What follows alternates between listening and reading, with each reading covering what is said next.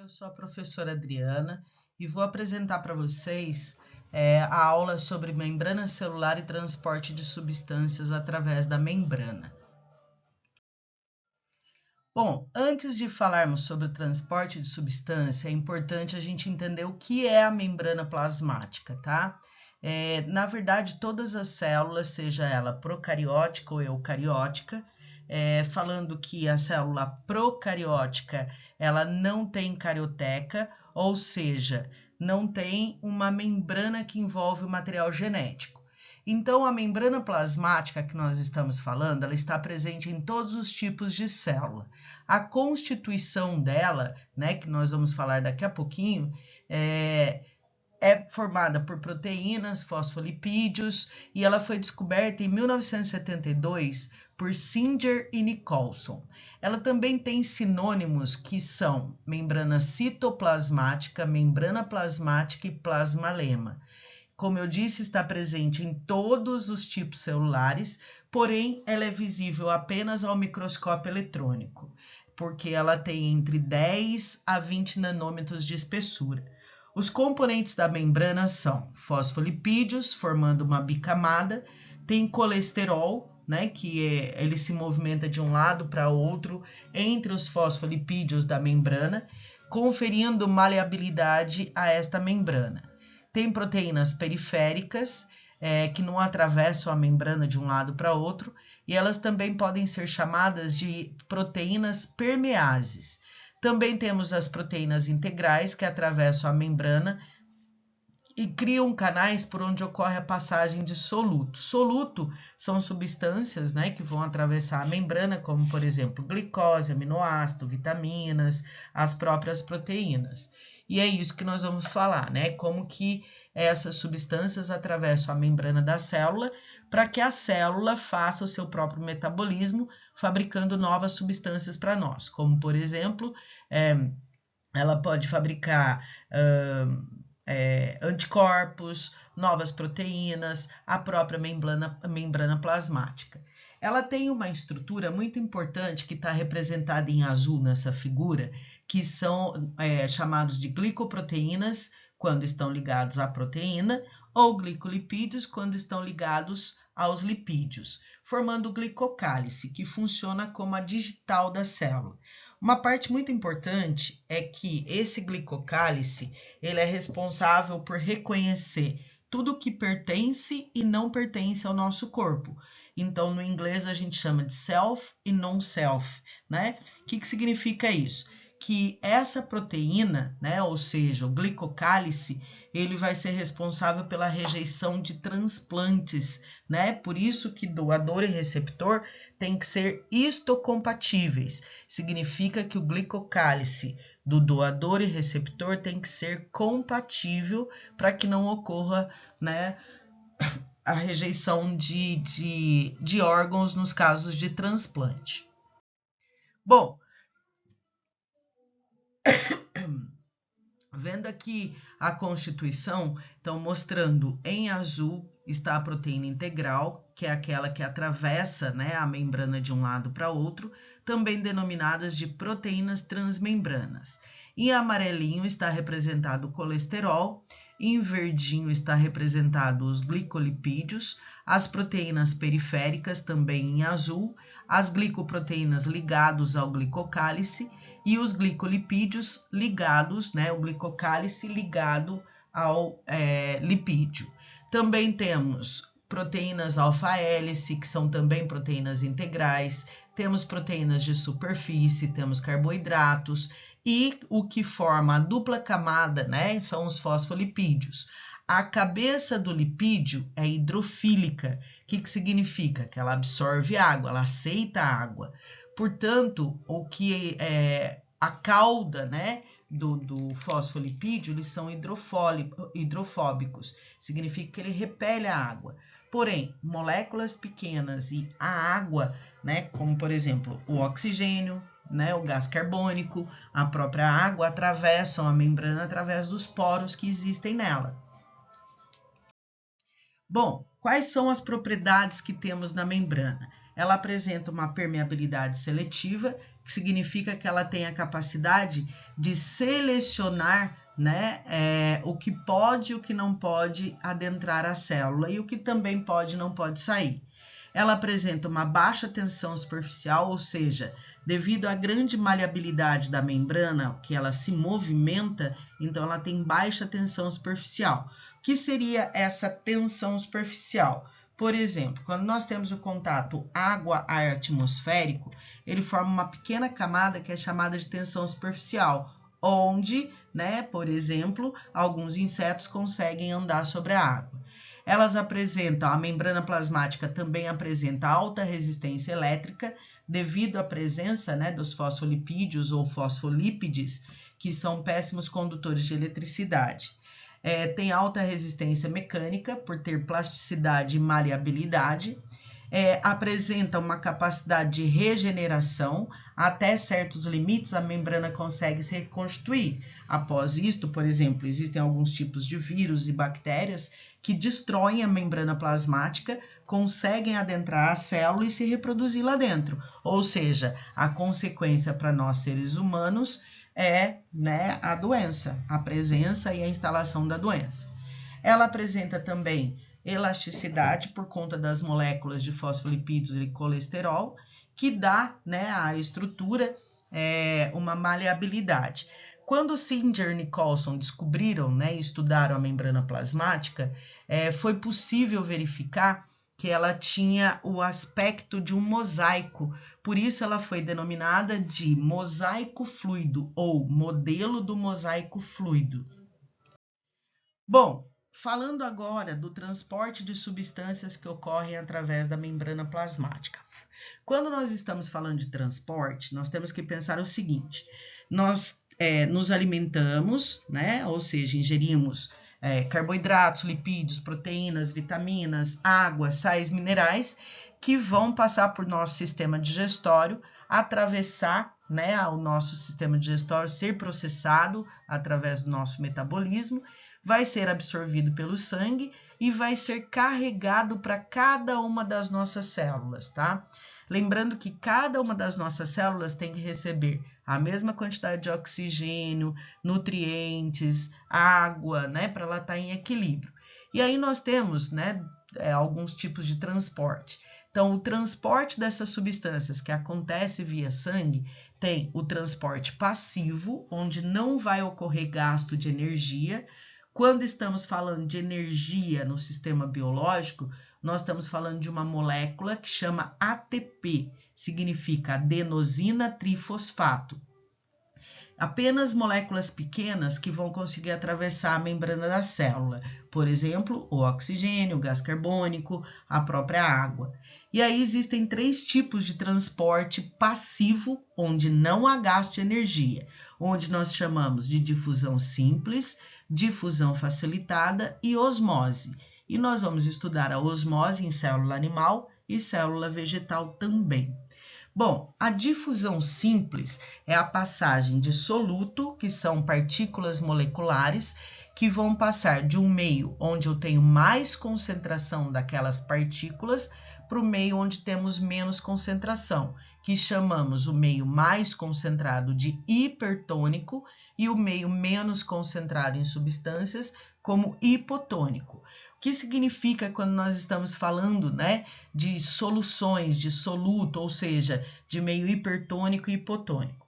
Nós precisamos comparar 2 ou mais, né, conteúdos, não podemos simplesmente pegar um meio, né, uma solução e dizer, esse meio é hipotônico, né, esse meio é isotônico. Em relação ao quê? Tá? Então, todos devem conhecer, né, por exemplo, as soluções isotônicas que os atletas utilizam em academia, como, por exemplo, né, eu vou falar a marca, não deveria, mas vou falar, o Gatorade, né? Diz-se que ele é, né, um isotônico, porque teoricamente ele tem as mesmas concentrações de água e sais minerais do nosso corpo, tá? Bom, então o que acontece? Suponha que eu tenho um copo A e um copo B, com a mesma quantidade de água. No copo A, eu coloco 2 colheres de açúcar e no copo B, eu coloco 4 colheres de açúcar. quem está mais concentrado em soluto, ou seja, as partículas moleculares, o açúcar, tá? É o copo A ou o copo B? O copo B. Então, nós podemos dizer que o copo B, que tem 4 colheres de açúcar, é hipertônico em relação ao copo A. E, ao mesmo tempo, eu vou dizer que o copo A é hipotônico. Hipo quer dizer pouco, hiper quer dizer muito. Então, o copo A é hipotônico em relação ao copo B. Por quê? Porque tem apenas 2 colheres de açúcar. Suponha que os 2 copos tivessem a mesma quantidade de água e a mesma quantidade de soluto. Então, nós iríamos dizer que os 2, copo A e B, são isotônicos. Iso quer dizer igual, ou seja, tem a mesma concentração de água e de sais minerais, ou seja, do soluto. Bom, falando então da difusão simples, que é a passagem de soluto do meio mais concentrado para o meio menos concentrado, né? Ou seja, dentro e fora da célula. Quando eu estou falando dentro da célula, vai atravessar a membrana, e quando eu estou falando exterior da célula, seria o sangue, tá? Então, vamos supor, nesta imagem aqui animada que eu coloquei para vocês, o que está representado em amarelo seria a membrana plasmática, que nós já vimos a constituição dela com os seus poros de membrana. Então, o soluto que está do lado esquerdo vai atravessar para o lado direito porque ele está mais concentrado, ou seja, ele vai se difundir até igualar o lado direito e o esquerdo com as mesmas concentrações de água e de sais minerais. Ou seja, o soluto está passando do meio mais concentrado para o meio menos concentrado, tá? Então, ele vai igualar as concentrações, fazendo com que a célula se torne isotônica em relação ao exterior, ao meio, que é o sangue. Bom, já na difusão facilitada, também, né, é a passagem de soluto do meio mais concentrado para o meio menos concentrado. Porém, são moléculas um pouquinho maiores, como, por exemplo, aminoácidos, glicose, monossacarídeos, né, que vão passar através dos canais iônicos, porém tem que ter um estímulo. E aí, quem que vai transportar são essas proteínas integrais, também chamadas de permeases, né? Então, essas moléculas não conseguem atravessar os poros por si só, elas vão ser facilitadas por essas proteínas. Então, a proteína se liga, né, ao soluto que está do lado de fora e vai transportar para o lado de dentro, como está representando aqui na imagem animada, tá? Então, ela pega o soluto, transporta para o lado de dentro. Ela vai, faz um movimento, né? Se liga ao soluto e transporta para o lado de dentro. E pode fazer esse transporte também ao contrário, do lado de dentro para o lado de fora, ok? Agora, um outro tipo de transporte que nós temos é também um transporte passivo, onde não existe gasto de energia, que é a osmose. Ao contrário da difusão, a osmose é a passagem de solvente, cujo solvente universal que nós temos é a água, né? A água, além de ser um elemento que facilita as reações químicas dentro da célula, ela também, né, é o elemento primordial para a vida. Então, a água, ela vai passar através da membrana do meio que está menos concentrado, ou seja, hipotônico, para o meio hipertônico. Então, vamos falar assim, suponha que você fez um suco, né, e colocou muito açúcar. Como que a gente conserta isso, né? Como que a gente minimiza isso? A gente coloca mais água. Então, o nosso organismo, ele vai fazer esse equilíbrio hidroosmótico, como é chamado. Nessa figura aqui, nós vamos exemplificar, né, a célula animal, ou seja, nossas células vermelhas em diferentes tipos de soluções. Por exemplo, o soro fisiológico, que ele tem 0,9% de cloreto de sódio, ele é uma solução isotônica em relação ao nosso organismo. Portanto, né, a célula não vai nem ganhar, nem perder água para o meio externo, porque ela está numa solução isotônica, que é essa foto aqui do meio, né, a letra B, onde a célula está normal. Ao contrário, suponha que eu coloquei, né, as minhas células na água destilada, ou seja, a água destilada ela é hipotônica em relação ao interior da célula. Nesse caso, a célula vai ganhar água, ela vai ficar inchada, que na verdade a gente vai chamar de túrgida, tá? Então, essa célula vai ficar túrgida. Na verdade, ela vai hemolizar. Túrgido a gente vai dizer na célula vegetal. Na célula animal, a gente fala que ela ficou hemolizada, tá? Ou seja, ela inchou tanto que ela quebrou, tá? Ou seja, a célula morre. Agora, na solução hipertônica, que é a figura da letra C, a gente colocou, por exemplo, 2 gramas de cloreto de sódio em água, ou seja, a solução está mais concentrada fora da célula do que dentro da célula. Então, o que vai acontecer? A célula vai começar a perder água, ela vai murchar e crenar. O que é crenar com a letra N, tá? É murchar, perder água e a célula vai morrer também, tá? Então, isso é o que acontece na célula animal, nas nossas células. O que significa isso? Suponha que uma pessoa, né, errou na hora de colocar um acesso venoso na pessoa, em vez de colocar soro fisiológico, colocou qualquer outra substância, como já aconteceu e teve, né, até matéria na televisão dizendo que algumas pessoas, por descuido, colocaram glicerina no lugar do soro fisiológico e tal. Aí, o que acontece? A glicerina, ela é um óleo, basicamente. Então, ela está mais concentrado que o interior da célula. Então, as células vão coagular, vão, né, crenar, murchar e morrer. E aí, consequentemente, a pessoa tem morte. Bom, aí nós temos o transporte ativo, que é o contrário do que nós vimos até agora. No transporte ativo, ocorre gasto de energia, gasto de ATP, adenosina trifosfato.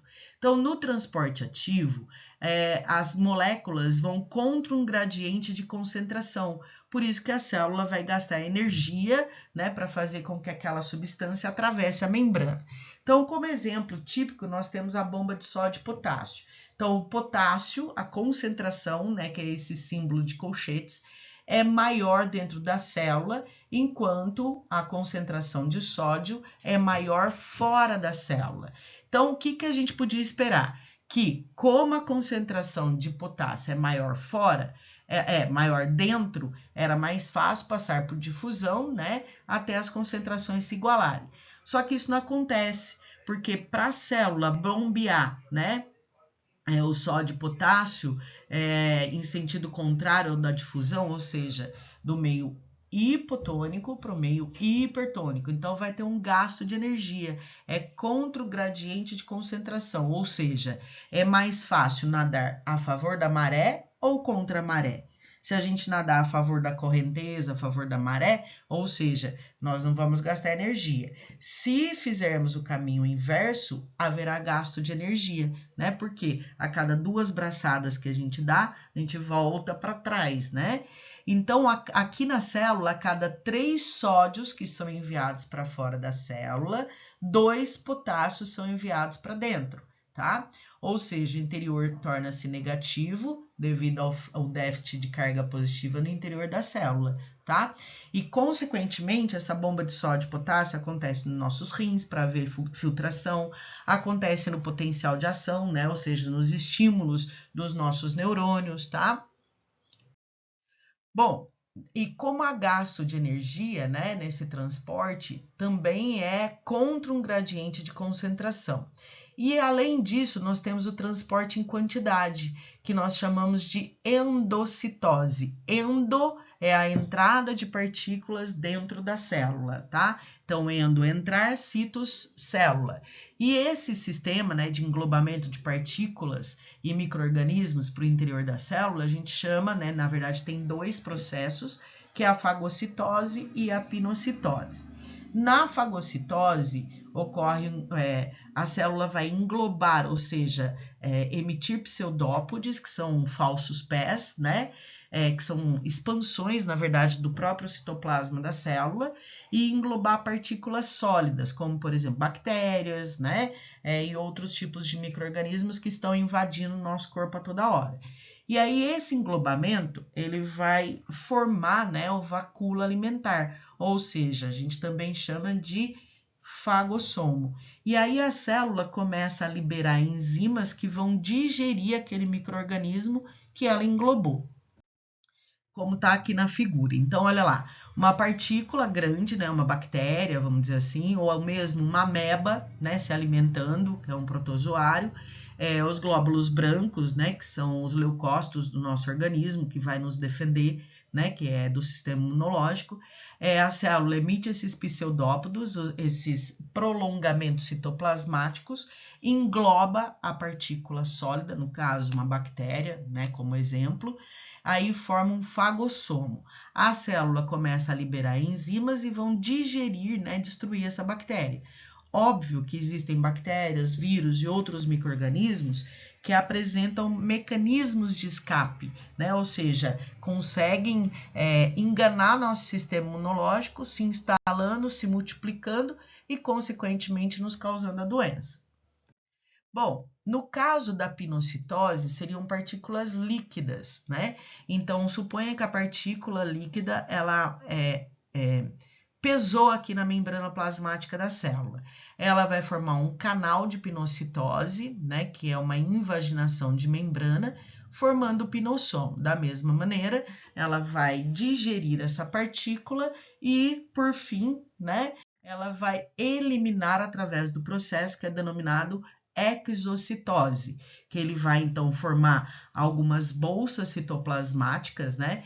Nessas bolsas tem o material digerido, essa bolsa vai se aproximar da membrana, se fundir a ela, expelir o conteúdo que vai voltar, né? Ou seja, os restos metabólicos, né, vão ser secretados de volta ao sangue, o sangue vai passar pelos nossos rins, filtrar e aí vai sair na forma de urina, tá?